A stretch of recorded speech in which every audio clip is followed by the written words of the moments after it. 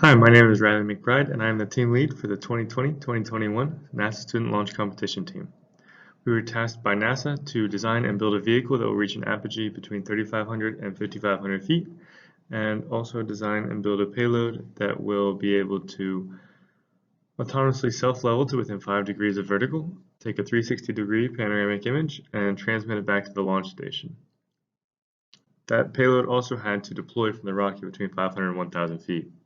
Another goal of the team was to engage and educate a minimum of 200 participants from the K-12 community. In terms of outreach, we worked with a total of 734 kids, ages kindergarten through 12th grade, to teach them about the principles of rocketry and how to apply them in their own lives, and how to make bottle rockets and little planetary landers, and it was really just a lot of fun.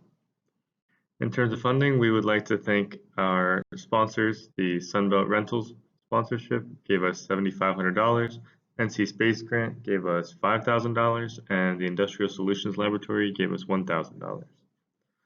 Our vehicle was designed to reach an apogee of 4,900 feet, which we selected back in November, and it uses a Cesaroni L935 motor. You can see the dimensions in the diagram below, where the length is 7 feet and it weighs 32 pounds. The diameter is 5.125 inches.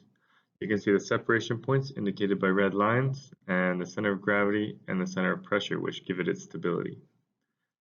You can see our altitude simulations, where we simulated based on wind speed and rail cant what the altitude would be, and we used that to determine that no matter the wind speed, if we use less than a 5-degree rail cant, we will be within 10% of our targeted altitude.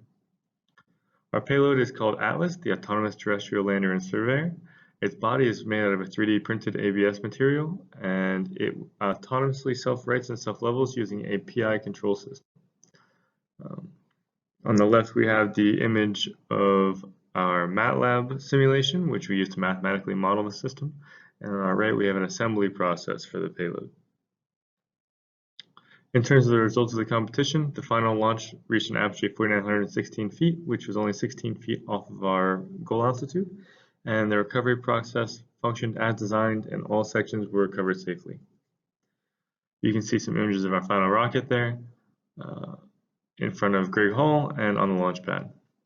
For our payload results, the payload did successfully self-right and self-level from its side to within 5 degrees of vertical. The 3 images there are sequential. It started on its side, and then it extended its bottom 2 legs to 30 degrees above the horizontal, and then it extended its top leg fully in order to use that mass to tip it over.